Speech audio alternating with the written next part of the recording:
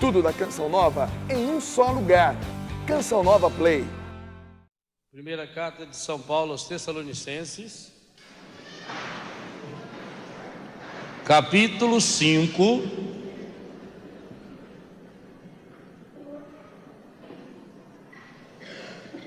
versículos 21 e 22. Quem está aqui desde sábado já sabe de cor, né? Primeira carta de Paulo aos Tessalonicenses, capítulo 5, versículos 21 e 22.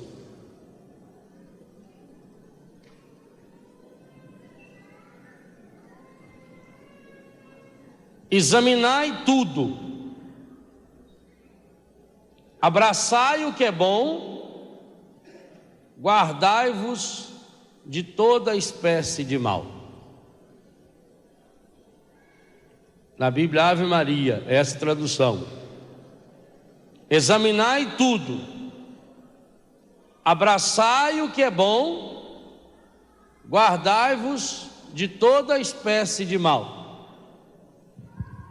Na TEB, a Bíblia da Loyola, tradução ecumênica da Bíblia, conservai o que é bom e afastai-vos de toda espécie de mal, de todo mal.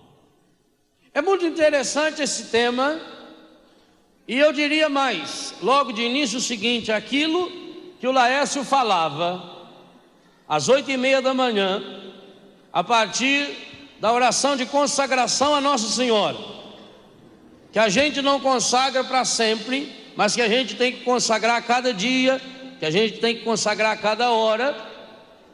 Esse texto também é uma grande palavra de ciência, uma grande palavra de profecia, para que se cumpra em nossa vida tudo isso que São Paulo falou antes de chegar nessa quase conclusão da sua carta. A carta de Paulo aos Tessalonicenses é o primeiro texto do Novo Testamento. É um texto escrito depois do 5º ano de ministério de Paulo. Jesus morreu e ressuscitou no ano 30. Paulo se converteu pelo ano 35, 36. Ficou 14 anos sem pregar, 14 anos trabalhando em Tarsis e aprofundando a sua experiência de Deus. Portanto, ele começa a pregar pelo ano 50, e essa carta, ela é por volta do ano 50, 52, 53, antes inclusive do Evangelho de São Mateus. Portanto, o primeiro texto escrito do Novo Testamento. E se é esse texto tão próximo a Jesus, ele vai nos trazer pistas muito práticas de como viver a nossa fé. Dentro do contexto da carta aos Tessalonicenses, nós encontramos a carta aos Gálatas e a carta aos Romanos. E se nós observarmos bem, os Gálatas, embora mais curtinha, é um grande resumo daquilo que São Paulo escreveu aos Romanos, que é como levar a vida sob o senhorio de Jesus, como viver tendo Jesus como Senhor da nossa vida. Nessa carta aos Tessalonicenses e a nós, São Paulo está dizendo que Deus nos criou para que a gente seja feliz, que Deus nos criou para a felicidade plena, que essa felicidade plena é possível, que essa felicidade plena é revelada e faz chegar a nós na pessoa de Jesus Cristo, na força do Espírito Santo. Mas que para que isso aconteça, nós precisamos tomar algumas atitudes fundamentais na vida, que isso não é mágico. Essa cura total do ser humano, que Paulo vai falar nos versículos seguintes, os versículos 23, 24 e 25, que é a conclusão dessa carta, aonde ele fala que a graça de Deus precisa atingir o ser humano na sua totalidade, no corpo, na alma e no espírito, no coração. Portanto, essa cura completa, essa cura interior, ela é uma luta contínua. Mas essa luta tem que partir de algumas atitudes fundamentais do ser humano. São Paulo está falando que ser cristão é entrar na dinâmica do Espírito Santo, e que a dinâmica do Espírito Santo exige atitudes concretas. Meus irmãos e minhas irmãs, nesse finalzinho de milênio, aonde o mundo está buscando uma espiritualidade mágica, uma espiritualidade light, uma religião que resolve tudo. Aliás, que barulheira aqui do lado direito, não?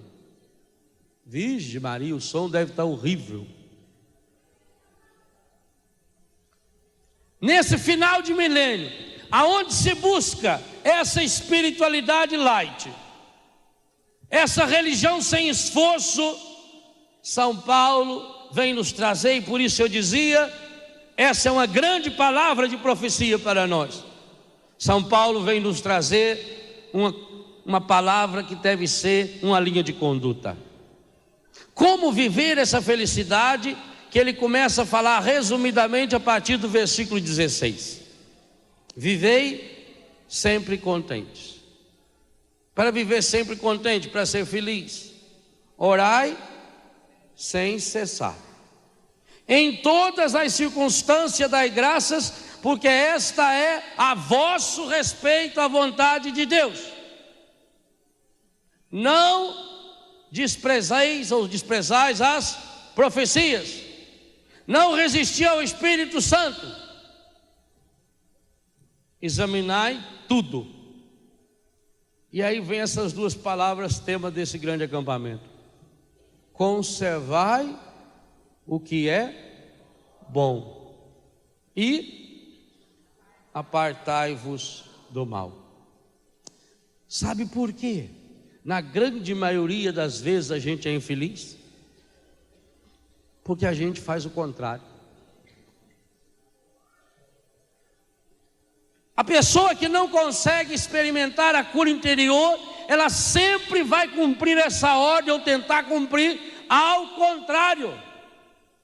Observem bem que São Paulo, antes de falar do mal, ele fala que é preciso abraçar, que é preciso grudar, que é preciso conservar aquilo que é bom. Você já observou com que facilidade a gente conserva no coração aquilo que é mal? Com que capacidade a gente olha com lente de aumento as coisas erradas e negativas? Parece briga de casal. Quando começa a brigar, mas você lembra no dia 14 de setembro de 1929, às 3 horas da tarde? Fui eu, né? Eu sim. Isso foi culpa sua, porque nós estávamos na casa da sua mãe. Estava lá na casa da minha mãe, por quê? Lembra de tudo. As coisas boas a gente vai esquecendo. Coisa ruim a gente olha com lente de aumento. Por isso a gente não é feliz. Olha para você mesmo. Você já aprendeu a conservar aquilo que é bom em você? Tenta escrever algumas páginas, coisas boas que já aconteceram na sua vida e coisas boas que você tem. Alguns encontram dificuldade, porque parece mais fácil a gente conservar aquilo que é mal, aquilo que é negativo. E por isso a gente é infeliz. Como viver sempre contente? Conservando aquilo que é bom e se apartando. Não é só afastando, não, apartar. Eu me lembro quando eu era moleque lá no Biguá, um dos meus serviços era apartar os bezerros. E o que é apartar os bezerros? É separar ele da mãe. Senão ele fica lá o resto do dia mamando, no dia seguinte secou a vaca. E o bezerro, quanto mais, ele é igual bêbado, quanto mais cachaça dá, mais ele quer. Larga o bezerro com a vaca, ele mama tudo. Sorta tudo também, que é um espetáculo. Apartar é separar. Será que eu separo o mal da minha vida? Ou parece que eu tenho um arquivo aonde eu vou registrando tudo aquilo que é negativo? Por que será? E a Bíblia de Jerusalém, que é uma tradução mais estudiosa da Bíblia, é um texto mais apurado, onde as palavras procuram ir no sentido mais profundo. Um texto para ser estudado, por isso ele é cheio de notas pastorais, notas teológicas. A Bíblia de Jerusalém começa esse versículo 21 dizendo: discernir tudo. O que é discernir? É o dom de discernimento que o Espírito Santo nos dá. É a capacidade de partir. Discernir é partir ao meio. É saber tomar o lado bom e o lado ruim. Lembra o discernimento que foi feito através de uma palavra de sabedoria por Salomão? Quando duas mulheres estavam brigando, qual era a verdadeira mãe?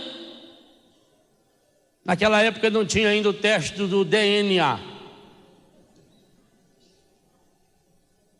Mas já tinha jogadores de futebol e pagodeiros. E as duas moças vieram lá reclamando que o filho era delas, que o pai devia de ser rico para ganhar uma herança boa. Aí Salomão diz: vamos fazer o discernimento. É muito simples. O filho é da senhora? É. É da senhora? É. Então nós vamos partir a criança ao meio. Olha que palavra linda. Parte a criança no meio, metade para a senhora, metade para a senhora. A senhora aceita? Ela falou: aceito. A outra: a senhora aceita? Falou: não, pode dar a criança para ela. Eu prefiro que a criança fique viva do que morta. Então a senhora é a verdadeira mãe. Que palavra linda! Sobre discernir. Hoje se usa isso no discernimento de sogra. Sim. Duas sogras brigando para saber com qual filha aquele fulano devia casar, disputando o mesmo genro. O juiz dizia: ele é genro da senhora. Eu falei: é. Ele é genro da senhora. A outra: é também. Genro de qual das duas? O juiz disse: muito simples, nós vamos prender o sem vergonha, vão descer o cacete nele, vão colocar ele no pau de arara, vão judiar dele uma semana, depois se descobre. Aí uma falou: não, que isso também, nem tanto, minha filha não está tão a perigo desse jeito não. A outra falou: isso mesmo, doutor. Falou: a senhora é a verdadeira sogra. Senhora, discernimento de Salomão.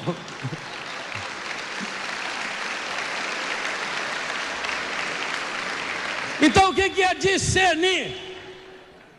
Discernir é partir.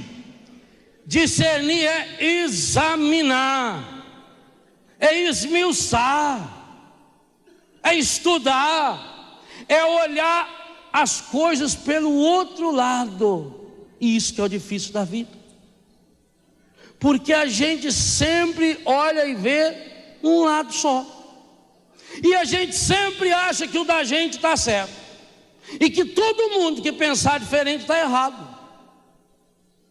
Nós olhamos a realidade a partir de um pedacinho de nada e já decretamos que é real. Vamos fazer um exemplo. Caiu aí. O que vocês estão vendo na minha mão? Tem certeza? Absoluta. Quem aqui viu a Bíblia?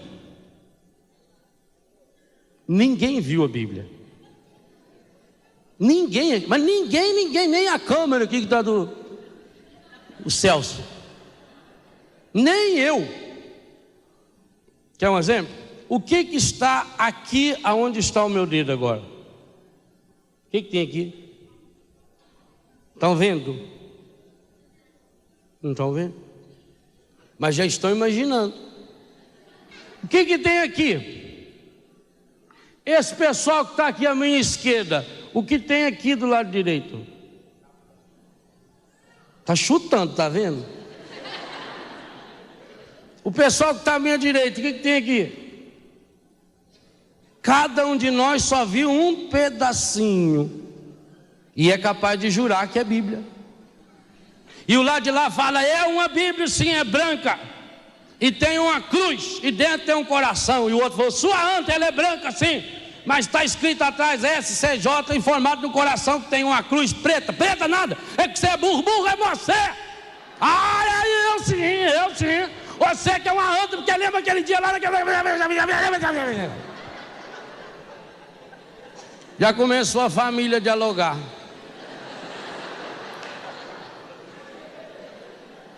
Nós examinamos tudo? Não. Nós nos deixamos levar pela primeira impressão. E olha que essa aqui já é conhecida, que vocês veem na televisão. Da onde veio a expressão santo do pau oco? Antigamente, para traficar ouro, eles faziam uma imagem de santo de madeira, oca por dentro, enchia de ouro, pó, fechava e levava o santo.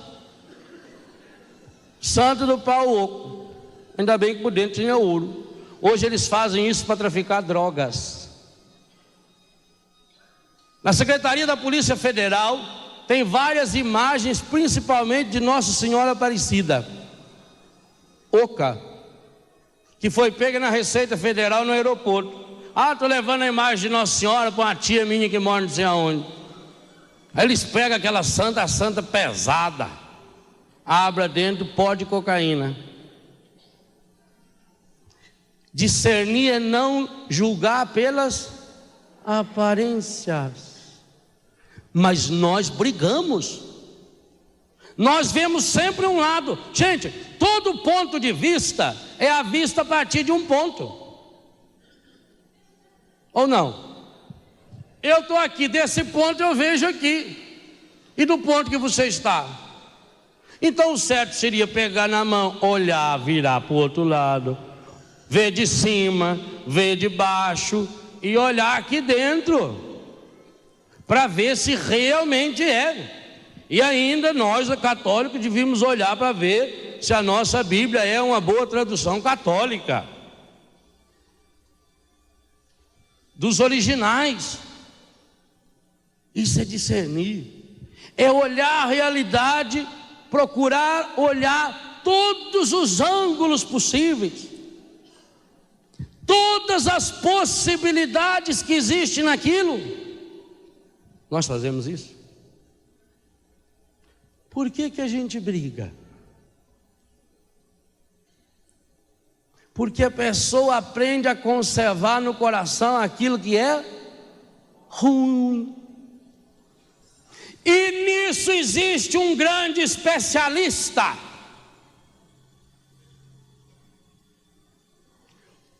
O pai de toda essa escola que existe, de guardar o que é ruim, é o encardido. Essa é a profissão dele.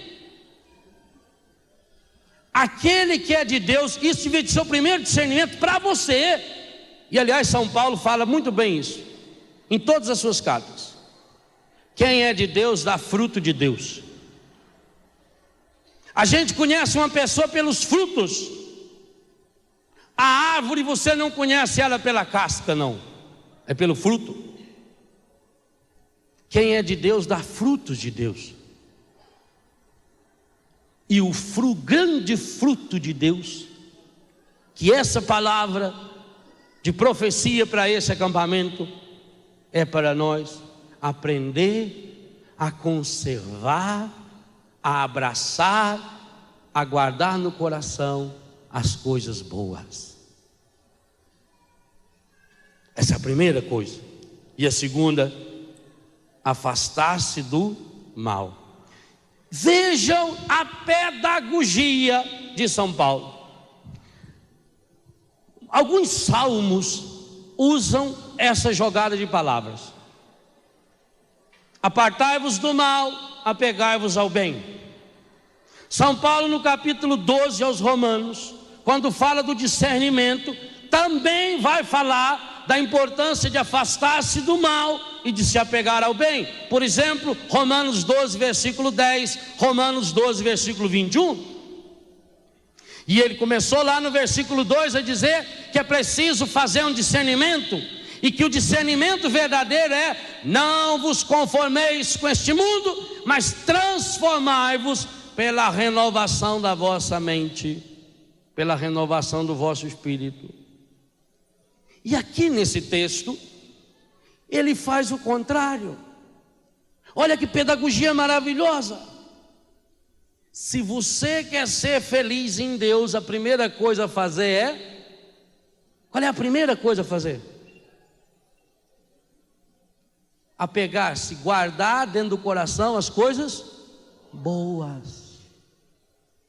Primeiro vem aquilo que é bom, depois que vem o que é mal. Nós queremos primeiro afastar o mal. Nós queremos consertar uma pessoa combatendo os defeitos da pessoa. A pessoa quer se converter combatendo os seus defeitos. Coitado, vai ser um infeliz a vida inteira. Vai combater defeito a vida inteira.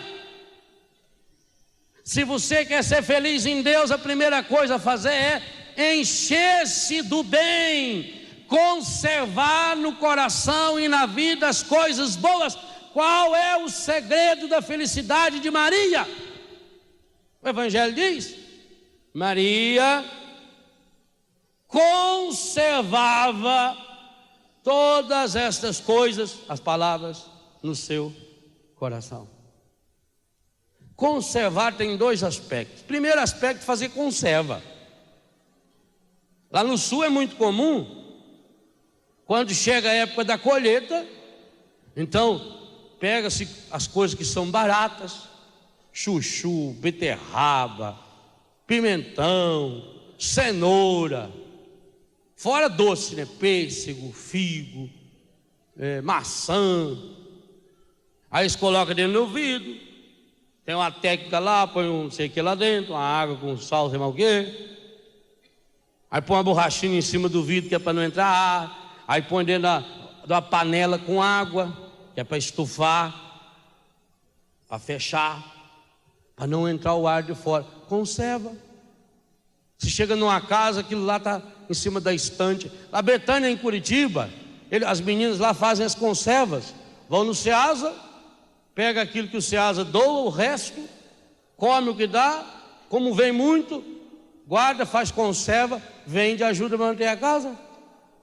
Conservar é guardar com cuidado, guardar com sabedoria. Na conserva já está tirar a coisa ruim. Antes de você conservar uma fruta, antes de você conservar um doce, você deixa sujeira lá dentro, você lava, você limpa, você tira aquele pedacinho estragado e faz o que? Guarda. Imagina se a senhora colocasse um caixote de madeira no canto da cozinha, e tudo quanto fosse comida estragada, pedaço de... Filma para lá enquanto eu tiro a blusa, vai aparecer na televisão. Não aparece na televisão a gente tirando. Aí, mostra aquele povo. Olha aquela moça de touca branca, como ela tá bonita. Dá um sorriso aí, minha filha. Isso, você mesmo que está olhando pro lado aí. Você é técnico, quando vai tirar a blusa, vira para lá a câmera. Já dá o sinal. Então você tem lá um caixote de madeira. Imagina se você começasse a guardar todo o resto de coisa que tivesse lá dentro. Pega o tomate, o pedaço do tomate está podre, joga lá no caixote. Aquele pedaço da folha do alface estragado, joga lá dentro. O feijão você escolheu, apartou o bom e o ruim. Cozinha o ruim, joga no caixote. Imagina se você fosse jogando naquele caixote todas as coisas, comidas estragadas. O que iria acontecer? Apodrecer. Depois, feder. Por isso que o menino não mandou Nossa Senhora consagrar o nariz. Sabia? Que ia feder. A Clarice, né? Ela estava certa, para não feder. Então vai feder. Depois começará a aparecer uns novos inquilinos: mosca, barata, rato. E por fim, qual é a última consequência? Apodrece o caixote. E por que com as coisas da vida a gente faz isso no coração? Tem gente que o coração é um caixote desse, mas pisoteado só de coisa que não presta. Tem gente que tem um dom terrível que não é do Espírito Santo: o dom de guardar coisa ruim no seu coração. É especialista em guardar coisa ruim. Não esquece, tem uma memória de elefante. Nunca esquece, tem anotado, marcado na agenda assim de preto e vermelho ali. Tem o nome da pessoa, está ali, a listinha negra. Vai ser feliz de jeito? Se eu quero viver em Deus, primeira coisa a fazer: conservar, guardar no meu coração e na minha vida aquilo que é bom, em relação, em primeiro lugar, a mim mesmo. O que eu tenho de bom que eu preciso guardar? As minhas qualidades, as coisas bonitas que eu já fiz, as coisas bonitas que eu sinto. Gente, se tem uma coisa que o encardido não quer que a gente se convença, é disso, de que a gente tem qualidades. Sabe o que o encardido fica feliz? É quando a gente começa a falar: porque eu não valho nada, porque eu não presto, porque a minha vida é ruim. Ele fica feliz, porque ele olha para você e diz: está ficando parecido comigo, querido.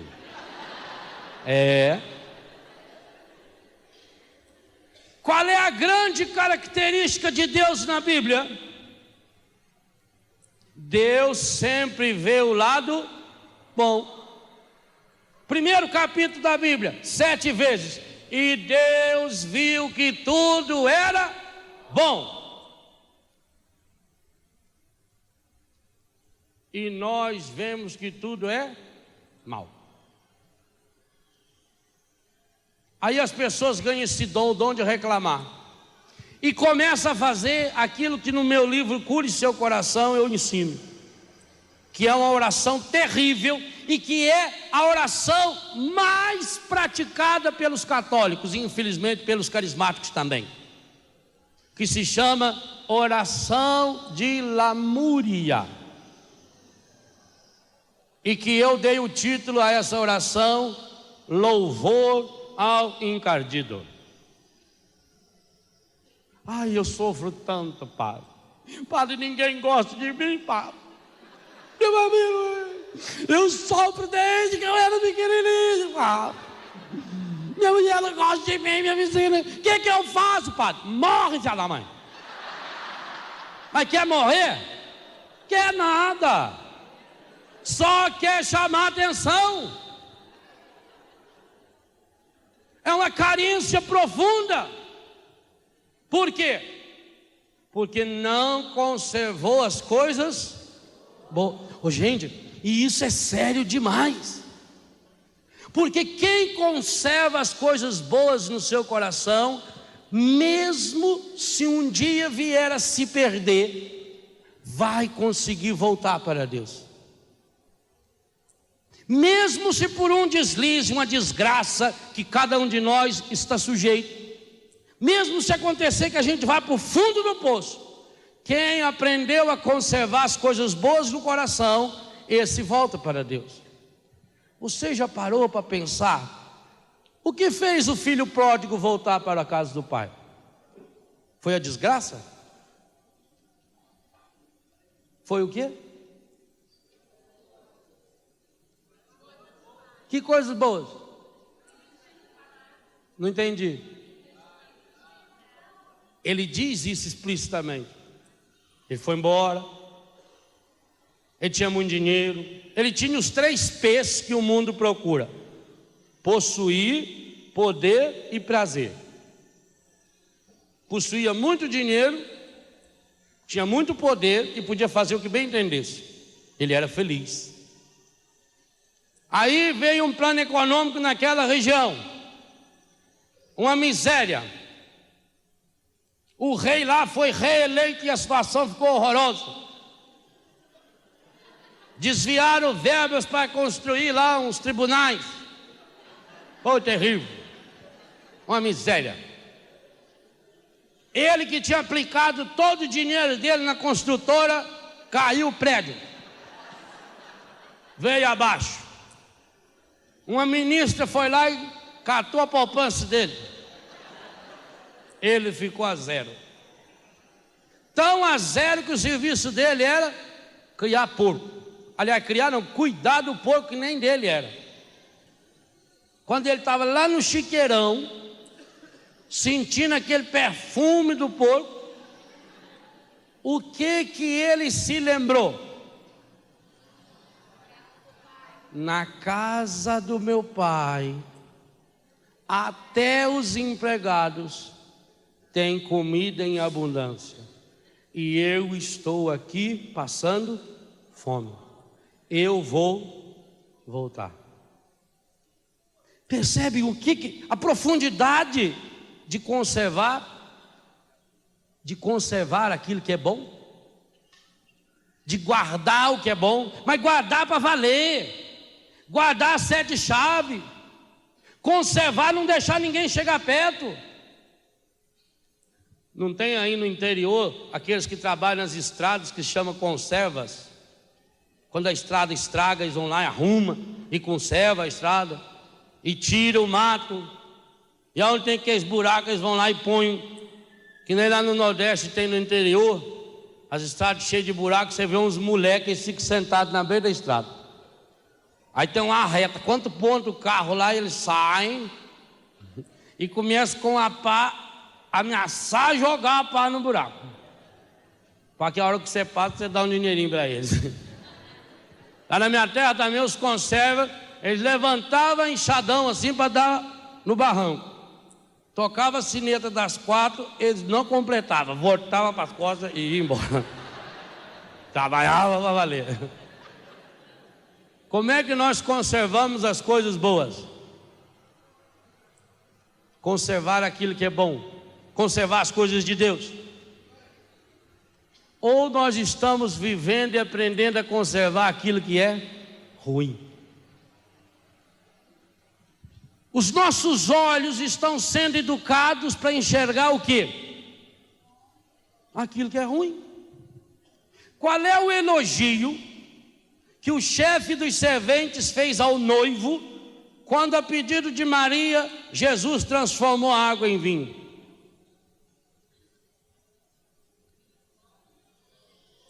Muito bem, parabéns, disse o chefe.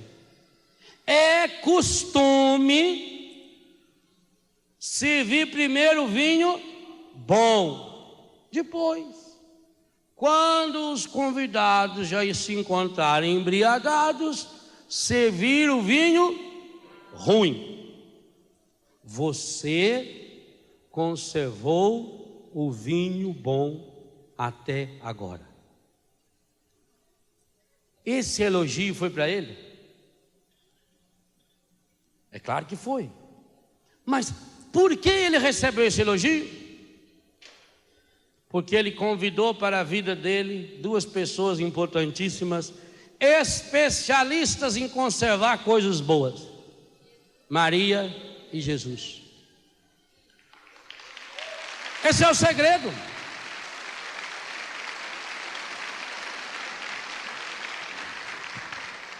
Será que você que é casado, você que é namorado, pode se dizer a mesma coisa? Parabéns, você conservou vinho bom. Ou você está vivendo o costume?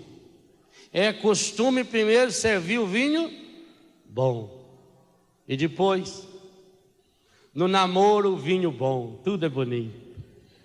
Casalzinho de namorado sentado na praça, parecia um. Ela falou baixinho no ouvido dele: "Ô bem, por que a lua escondeu atrás das nuvens?" Falou: "Ô querida." Ela ficou com vergonha, porque você é mais linda que a lua. Alguns anos depois, a mesma praça, o mesmo banco, um numa ponta, outro na outra. E ela também olhou para o céu e perguntou: "Por que será que a lua escondeu atrás da nuvem? Você não está vendo que vai chover, não, sua égua? Por que será que isso acontece?" Porque o amor humano, se não tiver Maria e Jesus, começa bom, depois vira uma tristeza. Sem Deus, se você comparar com o zoológico, o amor humano, ele começa pequeno e vai crescendo. No começo é tudo bichinho pequeno. Amorzinho, minha coelhinha, meu gatinho, gatinha, hein? Meu passarinho. Passa uns 10 anos de casado, vai ver o tamanho que está o bicho.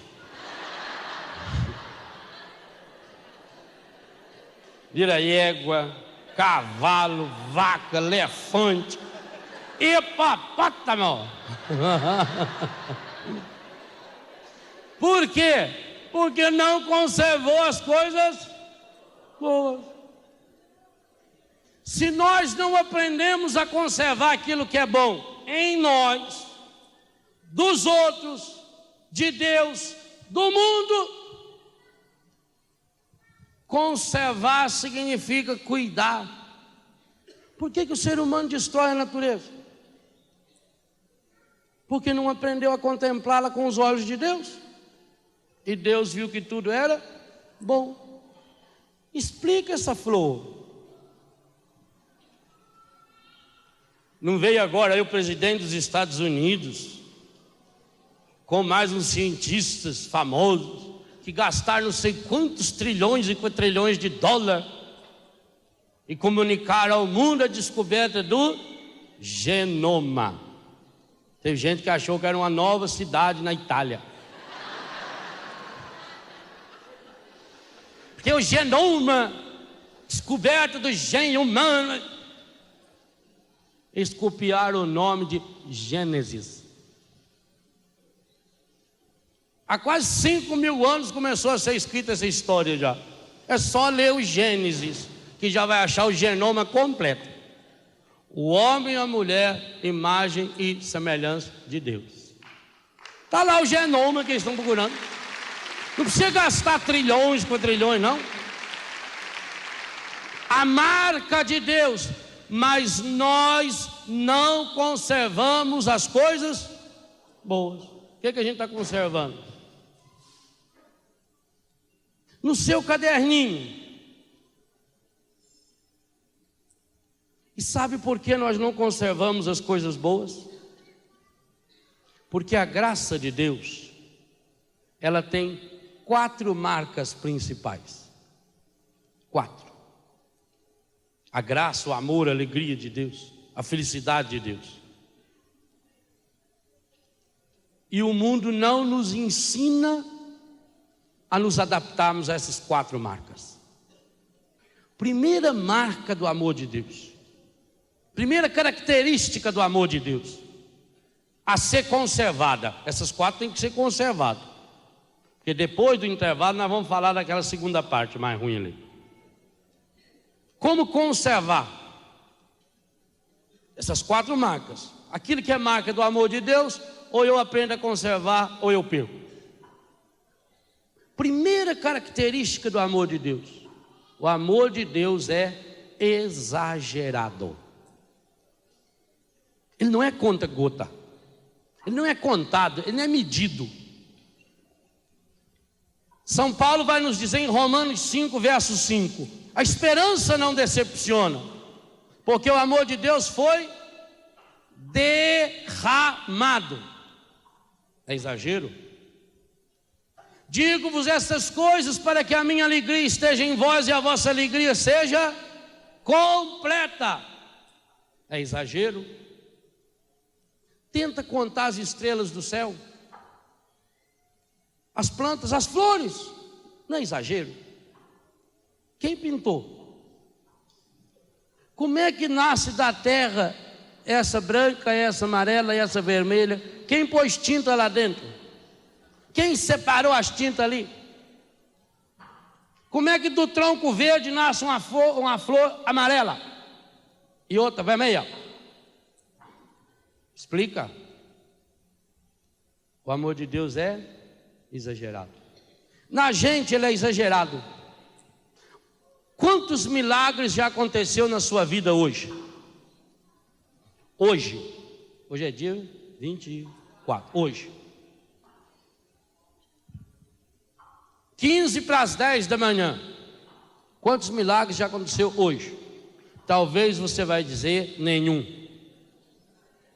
E sabe por quê? Porque é exagerado. Imagine que tivesse aqui agora uma pessoa paralítica e o Padre Léo chegasse e o Laércio dissesse assim: agora o Padre Léo vai começar essa pregação orando por esse irmão. Eu punha a mão na cabeça dele e ele sairia andando. O povo ia delirar. Quem estivesse assistindo a Canção Nova na região ia vir tudo para cá, porque sabe que eu vou ficar o dia inteiro aqui hoje. E quem não gostar de mim já ia dar um jeito de ir embora também. Segunda eu não vou, é folga. Vou lá para Aparecida, que o Padre Léo vai estar lá, meu filho, só vou terça. Ou só vou à noite, porque aí vem o Padre Zeca na tenda, o Padre Jorjão, aí eu vou. Então ia ser um milagre, porque um paralítico andou, e você levantou hoje e andou. Agradeceu a Deus por isso? Parece que você acha que Deus não fez mais do que a obrigação de fazer você andar. Você tem algum mérito em andar? Fez alguma coisa na vida para poder andar? Se eu colocasse a mão no olho de um cego e ele enxergasse, isso seria um milagre. E você enxergando, de graça. Um surdo começar a ouvir é milagre, e você que escuta. Você é um milagre ambulante, eu sou um milagre ambulante. Você sabe qual é o instrumento mais perfeito que existe no universo? A mão humana. Ela é capaz de 34 movimentos e sensações diferentes e específicas que nenhum computador do universo até hoje consegue fazer ou repetir. Olha o que uma mão é capaz de fazer, além dos movimentos.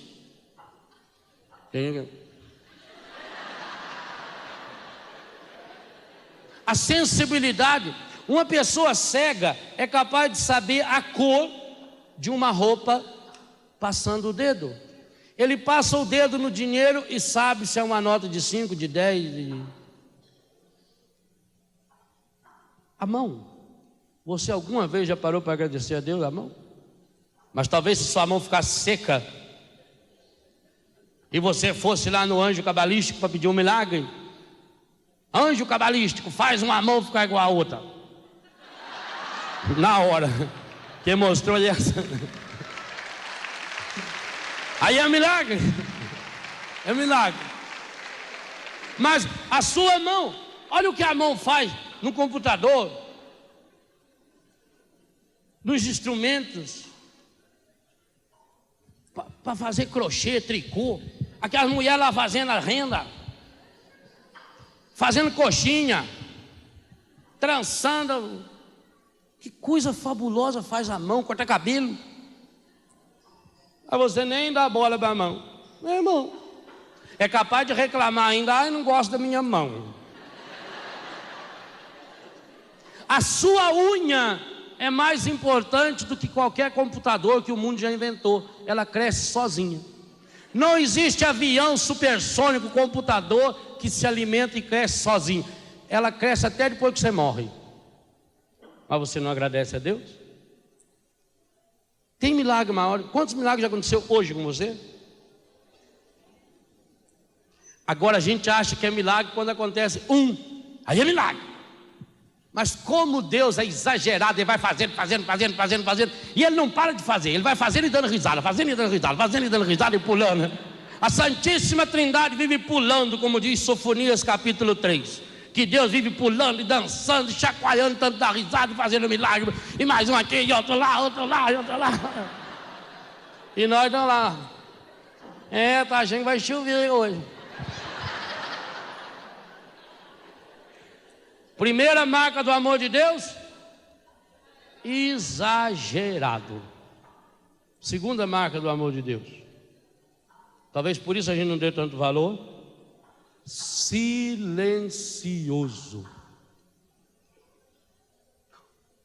Uma flor quando se abre não faz barulho.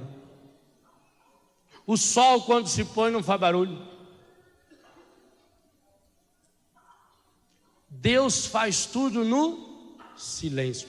1 bilhão de árvores crescendo não faz barulho. Uma árvore caindo, ela faz barulho, vem arrebentando tudo que está para o lado. Por que a gente come mais ovo de galinha do que ovo de pata?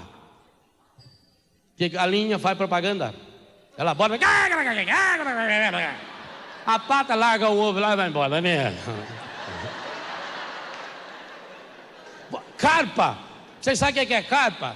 Carpa é um peixe.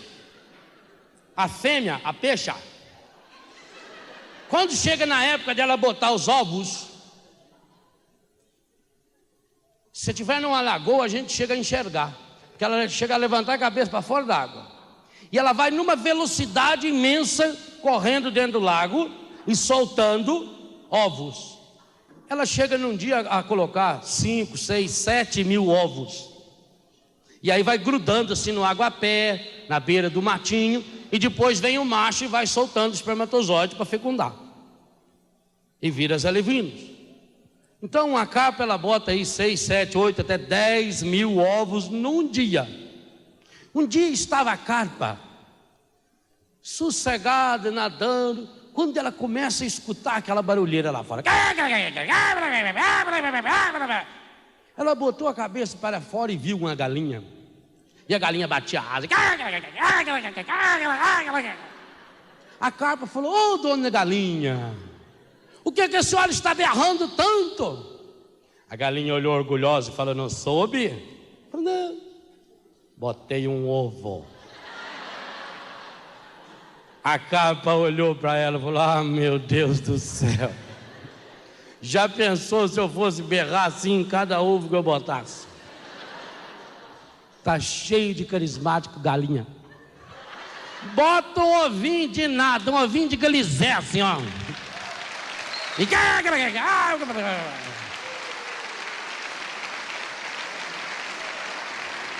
Inclusive na barulheira que a gente vê em muitos encontros, Porque perdemos a dimensão do silêncio. Eu vejo em encontro, tem mãe que leva filho só para correr, para atazanar a vida da gente. Manda lá, aí leva bolacha, batata frita, e eles comem. Vai fazer isso na hora da novela para ver a mãe nhoque na orelha dele.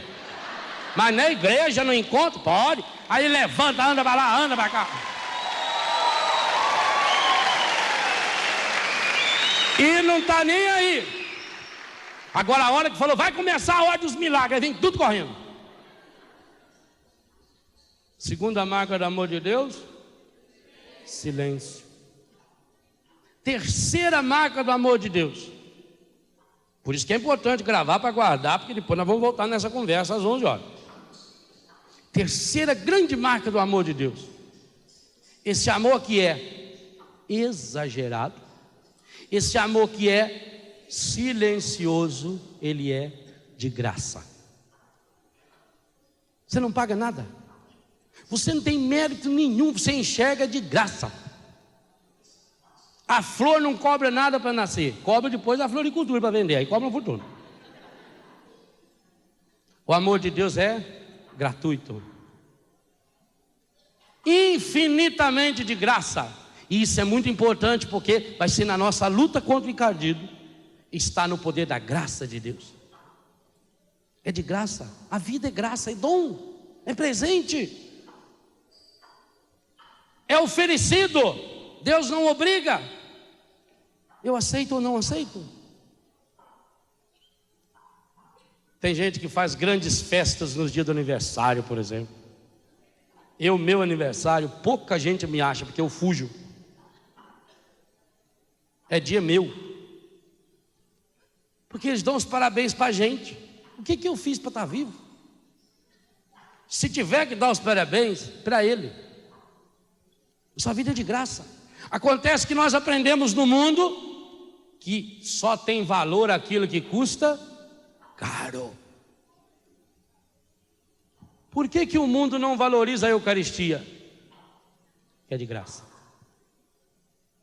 Eu me lembro quando Dom Murilo ficou bispo, eu treinei o coralzinho das crianças para cantar, e um dos meninos que cantava comigo, talvez o menino mais pobre que tinha naquele bairro, tinha feito a primeira comunhão no ano anterior.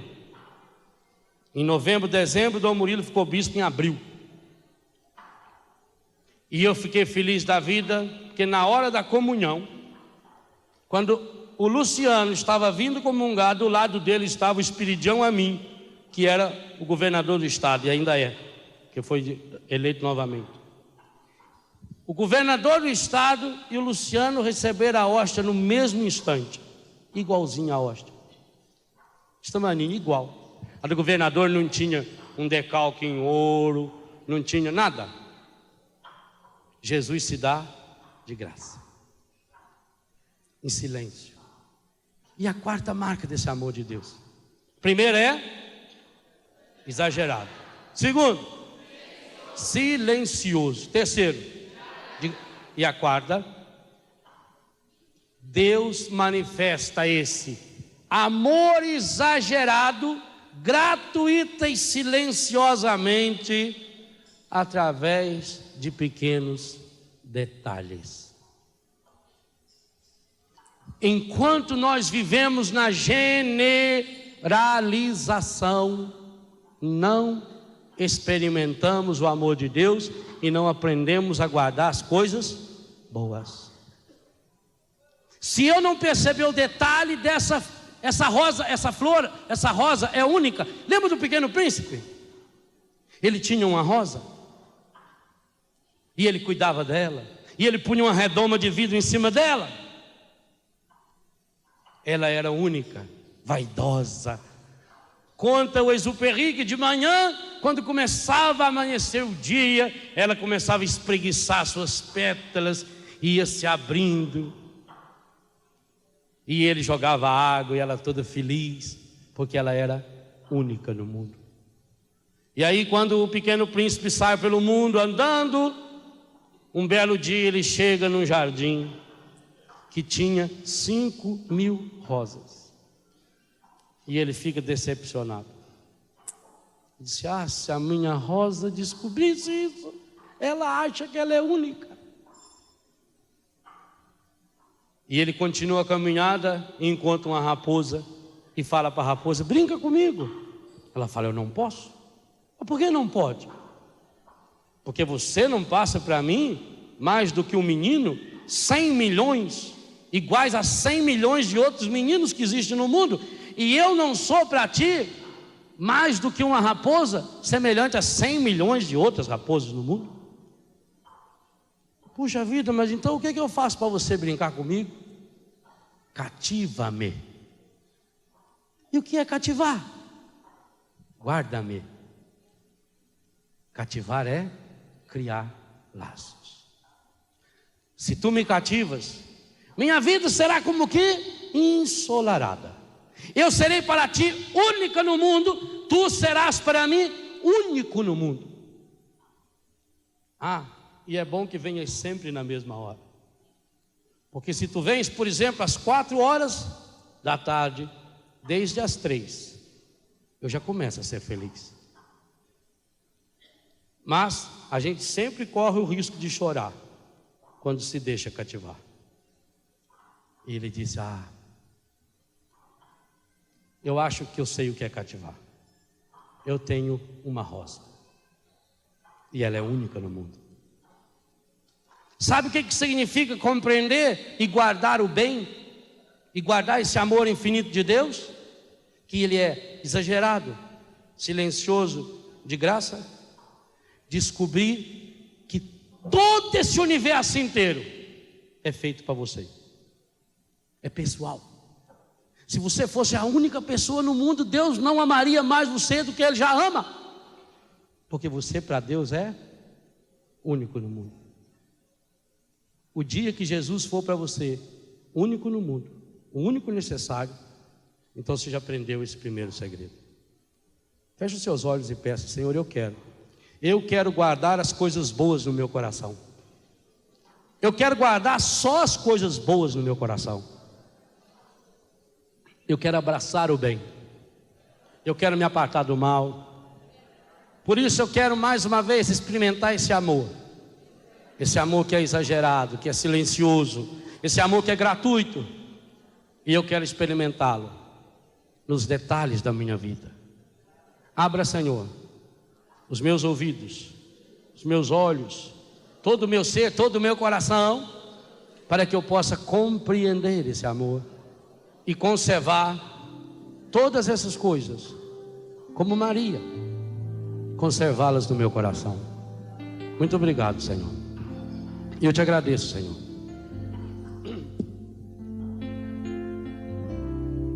Obrigado, Senhor, porque és meu amigo, porque tudo da Canção Nova em um só lugar. Canção Nova Play.